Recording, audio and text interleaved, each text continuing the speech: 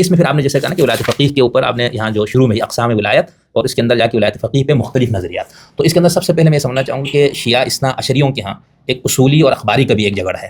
ٹھیک ہے نا, اصولی اور اخباری کا جھگڑا.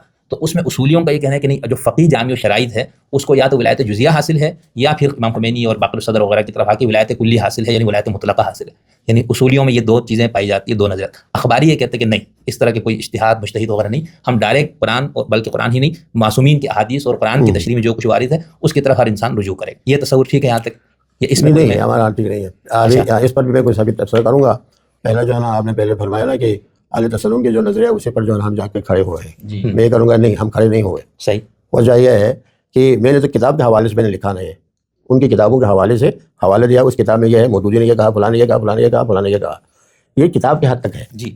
عملی میدان میں ہے نہیں, میدان میں ہے نہیں, تو پھر ہم ان کے نظریے پہ ہم کیسے کھڑے ہیں؟ نہیں, نظریہ صرف نظریہ اور نظریہ کے درمیان میں ایک توافق ہے, لیکن ہم میدان میں بھی ہیں. شیعہ میدان میں بھی جو اسی نظریے پر قائم ہے, اور ہم نظریاتی طور پر بھی اسی نظریے پر قائم ہیں. صحیح. یعنی نظریہ اور میدانی علاقے میں تفریقہ نہیں ہے ہمارے ہاں. اہل تسنن کے ہاں جو ہے نا یہ کتابوں میں ہیں اور باقی کتابوں میں بھی ہیں, شرائط کے حوالے سے یہ شرائط یہ کتابوں میں ہے, لیکن خارجن جو ہے نا ایسا نہیں ہے. ابھی سب سے بہتر جو ہے نا, جو ان کا جو نظریہ اسی طور پر جو ہے نا مودودی صاحب کے جو تابعین ہیں, پیروکار ہیں, اچھا کیا یہ سب علماء تھے؟ نہیں تھے. تو پھر نظریہ مودودی صاحب کو بھی یہ نظریہ تھا کہ عالم ہونا چاہیے, دانا ہونا چاہیے, تو دانے کو چھوڑ کر دوسروں کو کیوں لایا؟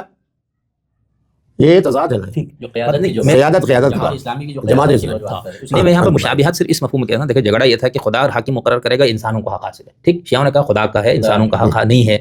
اب یہ اپنی اصل شکل میں ہم دیکھیں گے تو صرف اسماعیلی نظاریوں کے ہاں یہ ابھی تک موجود ہے کہ ان کا امام اسی نص کے ذریعے آج بھی موجود ہے, اور ان کے بقول وہ ان کو عصمت بھی حاصل ہے.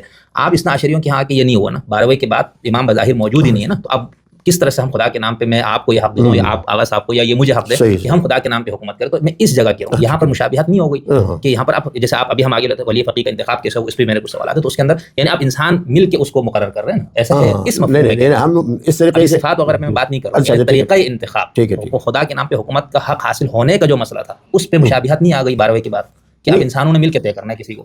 ولایت فقیہ مطلقہ میں, ولایت فقیہ ہے جزیہ میں تو ایسا نہیں ہے نا, وہ تو مرجع جو بن گیا, مجتہد جو بن گیا, تو اس کے پھر مقلدین ہوں گے. مطلقہ میں ولایت فقیہ جو ہے بمعنی مطلق میں شرائط کے مطابق کسی کو معین کیا جانا چاہیے, اور وہ معین انسان خدا کی طرف سے نہیں ہوگا, اور اس کو عصمت بھی حاصل نہیں ہے, انسان ہی کرے گا, اور عصمت بھی حاصل نہیں ہوگا نا.